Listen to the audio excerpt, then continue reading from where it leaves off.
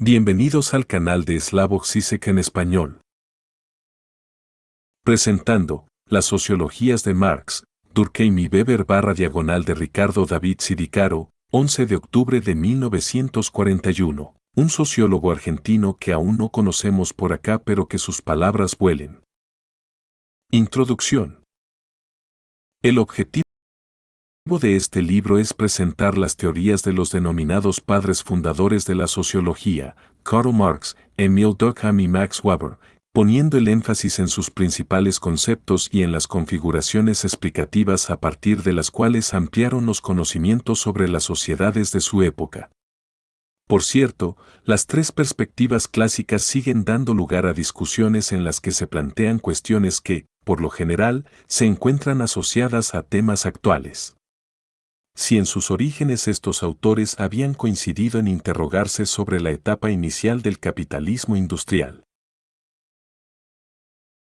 En sus análisis sociológicos al respecto dejaron plasmados conceptos cuyo alcance superó esos límites.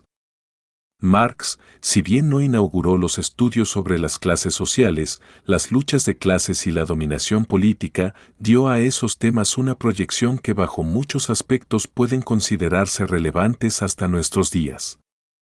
Durkheim partió de ver en la división del trabajo social y su escasa o nula reglamentación la fuente principal de los conflictos de la sociedad industrial y en torno a ese problema elaboró sus ideas sobre las crisis que caracterizarían a las sociedades futuras. Weber centró sus análisis en las dificultades y obstáculos que encontraba su país para alcanzar una mayor consolidación económica, asegurar su soberanía política y afianzar su integración social, sistematizando estrategias de investigación hoy vigentes. Abordaremos las teorías de los padres fundadores con criterios que privilegiarán la productividad de sus conceptos para la elaboración de investigaciones, evitando los estímulos a los rituales memorísticos propios de leer libros para repetirlos en exámenes.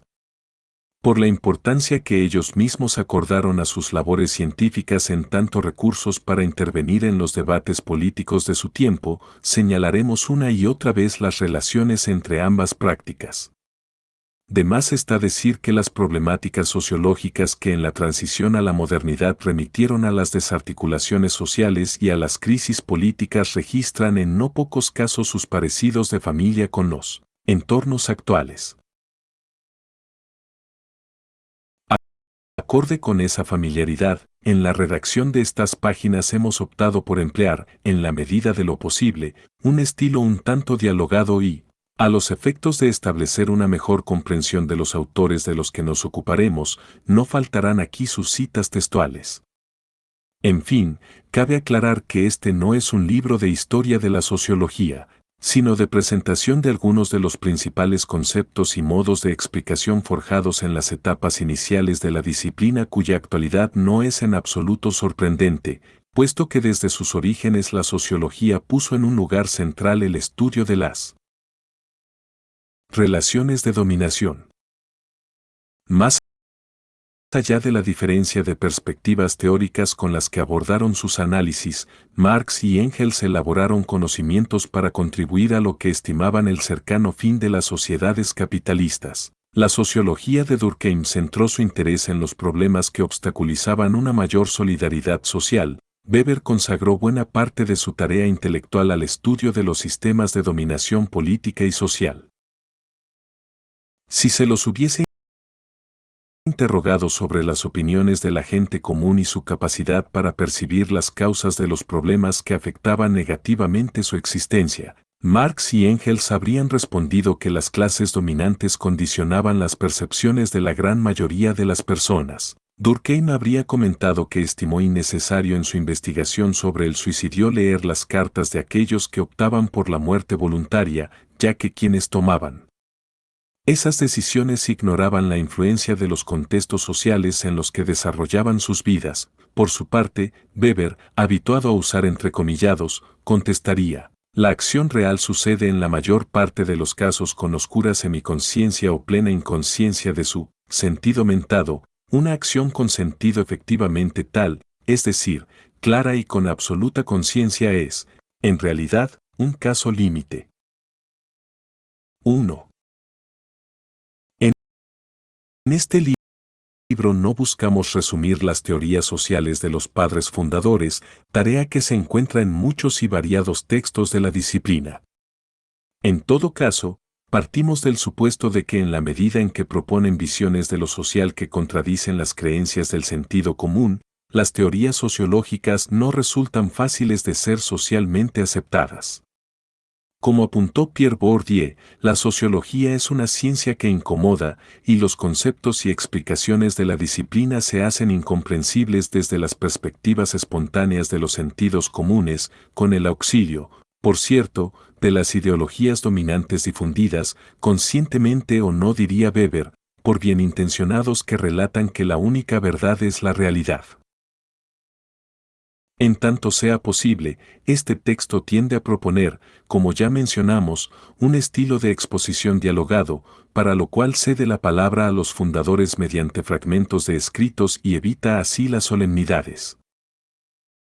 En distintas oportunidades y con diferentes énfasis, nuestros clásicos expusieron sus criterios de producción de conocimientos. Marx y Engels, en la perspectiva de la teoría evolucionista, todos nuestros conceptos sobre la vida orgánica corresponden solo aproximadamente a la realidad.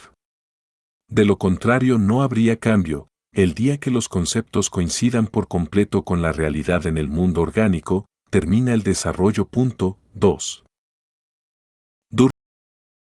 Durkheim, es fácil de comprender que la noción genérica de moral no puede ser sino un resumen, una síntesis de todas las nociones particulares. La primera no equivale a lo que equivalen las otras. En el comienzo de la investigación es posible, y como lo veremos necesario, definir los hechos por sus características exteriores y aparentes, para determinar y circunscribir el objeto de estudio.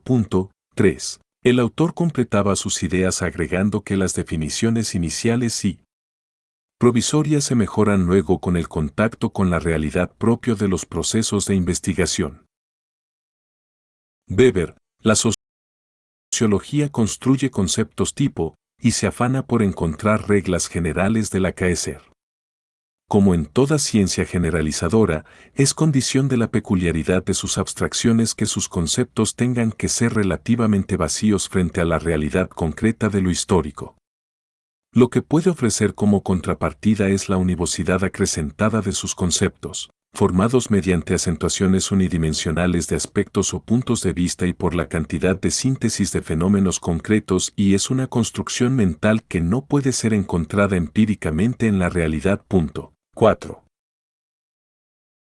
No es obvio recordar que los padres fundadores de la sociología abordaron fenómenos cuya modalidad de expresión era relativamente reciente y su fundamentación distaba de contar con los datos necesarios que avalasen certezas fuertes y tendencias evolutivas firmes. En sus teorías se reflejaron las diferencias de sus realidades nacionales, incluidos los modos en que sus poblaciones se posicionaban ante ellas. De allí el error de comparar sus paradigmas ignorando la diversidad de sus situaciones sociohistóricas.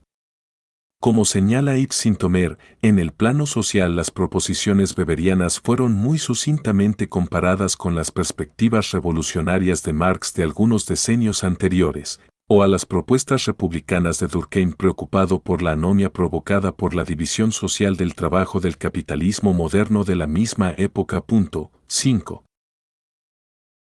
Más allá de sus diferencias, nuestros autores convergieron en sus respuestas a la pregunta de ¿para qué estudiar la sociedad?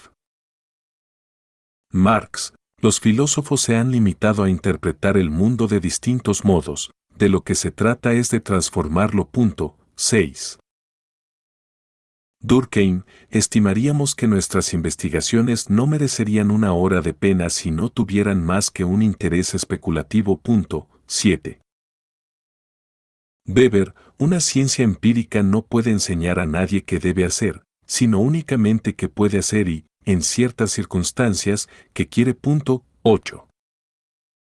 En una comparación casi obligada, Anthony Giddens no se equivoca cuando señala que Durkheim nunca ejerció un papel demasiado directo en la política de su tiempo, al menos del modo que lo hizo, por ejemplo, Weber, Pero es difícil entender adecuadamente la naturaleza de sus escritos sociológicos sin relacionarlos con los problemas concretos de su época, tal como él los percibía. 9. Tal vez la clave para la mejor inteligibilidad de la comparación que hace Giddens se encuentra en la desigual constitución del poder estatal en Francia y en Alemania en la época en que pensaron ambos autores. Max Weber intervenía en los debates públicos preocupado por la deficiente construcción de la esfera estatal germana, fenómeno en el que veía una fuente de dificultades para la preservación o, mejor aún, la completa formación de la nación alemana. Mientras tanto, Durkheim situaba su preocupación intelectual y política en los temas relacionados con las transformaciones de los tejidos sociales, cuestiones que, según creía, necesitaban de las intervenciones políticas e institucionales conscientes para restañar su deterioro. Las reformas sociales pregonadas por Durkheim y los síntomas a los que debían dar respuesta suponían una concepción en la que los conocimientos sociológicos eran importantes y útiles para llevar adelante soluciones políticas eficaces. Es notorio que Weber acordaba un carácter a la acción política que relativizaba el alcance efectivo de la participación del científico en ella, pero no por eso dejaba de adjudicar un lugar significativo a las prácticas del conocimiento de lo social. Por otra parte, mientras que en la sociología de la acción de Weber el nivel macrosociológico era inseparable de los interrogantes que remitían al análisis de las decisiones de los sujetos en las luchas políticas, no ocurría lo mismo con los supuestos teóricos de Durkheim. En la perspectiva teórica durkheimiana se puede observar que las prácticas de los individuos para cambiar sus sociedades suponen un nivel de análisis que entra en contradicción con la importancia que se asigna a la producción colectiva de los procesos o de los hechos sociales. Las actividades de las organizaciones con fines políticos o las iniciativas de los grandes hombres no se conjugan con facilidad con sus razonamientos estructurales. No obstante, con fundamentos disímiles, las coincidencias entre ambos autores no faltan. Tanto Durkheim como Weber dejaron expuestas sus críticas y desconfianza al desarrollo del Estado moderno, para el primero, crecientemente alejado de los individuos a los que deja sin representación, para el segundo, sofocante jaula de hierro burocrática movida por principios formales que lo distanciaban de la sociedad. Pero para los dos grandes clásicos, el Estado cumplía funciones de extraordinaria significación en la medida en que operaba como un factor decisivo para la unificación de las expectativas y las conductas de todos los actores sociales. 1. M. Weber, Economía y Sociedad, México, FCE, 1996, p. 18. 2. Carta de Engels a Conrad Schmidt del 12 de marzo de 1895, en K. Marx y F. Engels, Correspondance, Moscú, Editions du Progrès, 1971, p. 523. 3. Durkheim, Texts, Volumen 2, Religión, Meral, Anomie, París, Minuit, 1975, p. 329. 4. M. Weber, Economía y Sociedad, O.B. Cit. pp. 7-17. 5. Y. Sintomer, Introduction, en M. Weber, La Dame Nation, París, La Découverte, 2013, p. 33. 6. K. Marx, Tesis sobre Feuerbach, en la cuestión judía, y otros escritos, Barcelona, Planeta Agostini, 1992, p. 232. 7. Durkheim, Prefacio de la primera edición, en De la División del Trabajo, Buenos Aires, Schapire, 1967, p. 34. 8. M. Weber, La objetividad cognoscitiva de la ciencia social y de la política social, 1904, en Ensayo sobre Metodología Sociológica, Buenos Aires, Amorortu, 1990, p. 45. 9. A. Giddens, Escritos Selectos, Buenos Aires, Nueva Visión, 1993, p. 47.